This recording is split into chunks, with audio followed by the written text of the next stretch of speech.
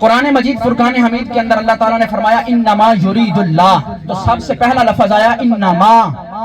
تو ہم قرآن مجید سے انما سمجھنے کی کوشش کرتے ہیں.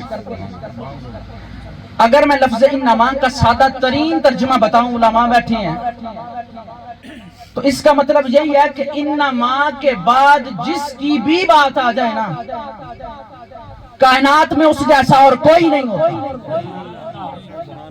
انما جہاں بھی آ جائے نا قرآن کے اندر انما آ جائے تو انما بتا دیتا ہے کہ انما کے بعد جس کا بھی ذکر ہے نا، کائنات میں اس جیسا اور کوئی.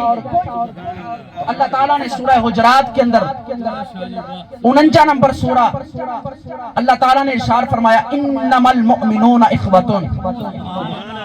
پہلے کہا انما اور پھر مومنوں کا ذکر کیا. تو آیہ کریمہ میں موجود لفظ انما بتا رہا ہے انما کے بعد جس کا بھی ذکر آ جائے کائنات میں اس جیسا اور کوئی نہیں ہوتا. قرآن کہتا ہے انما المؤمنون اخوۃ، بھائی تو اور بھی ہیں پر مومنوں جیسا بھائی کوئی بھی نہیں. بھائی تو اور بھی ہیں پر مومنوں جیسا بھائی کوئی نہیں. پھر قرآن کی سورہ مائدہ 5 نمبر سورہ 55 نمبر آیت کے اندر ارشاد فرمایا انما ولیکم اللہ ورسولہ، ولی تو اور بھی ہیں، نہ ولی خدا جیسا ہے اور نہ کوئی ولی محمد مصطفیٰ جیسا ہے. کیونکہ انما کے بعد جس کی بھی بات آ جائے کائنات میں اس جیسا اور کوئی نہیں ہوتا. میں بیان کے اپنی بات کے درمیان ایک بات کر دوں کہ میرا مقصد کسی پر اٹیک نہیں، فقط قرآن و سنت کا پیغام آپ احباب کے گوش گزار کرنا. علماء بیٹھے ہیں، جہاں پر میں غلطی کروں گا، ابھی میں علماء کے قدموں میں بیٹھنے والا بندہ ہوں. ابھی میری دورہ طالب علمی ہے، تو طالب علمی کا دور یہی ہوتا ہے کہ بندہ سیکھتا ہے، ابھی سیکھنے کی عمر ہے. تو کوئی کمی پیشی ہو جائے گی تو علماء میری اصلاح فرما دیں گے. قرآن کے اندر انما کے بعد جس کی بات آ جائے قرآن کہتا ہے کہ اس کے بعد دنیا میں پوری کائنات کے اندر اس جیسا اور کوئی نہیں ہوتا.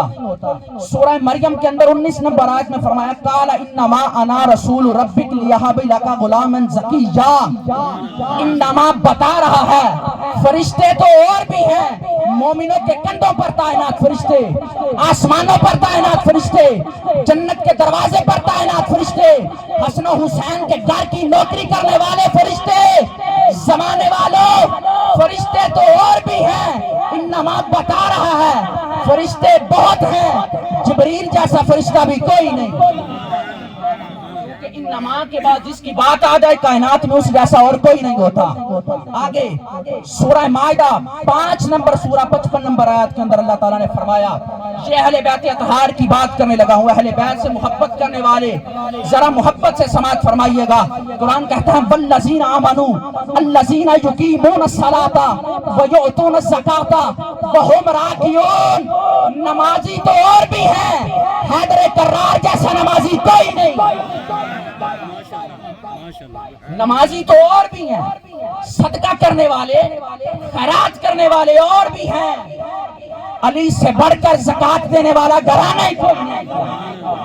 زکوٰۃ دینے والے تو اور بھی ہیں، سجدہ سے بڑھ کر صدقہ کرنے والا کوئی نہیں.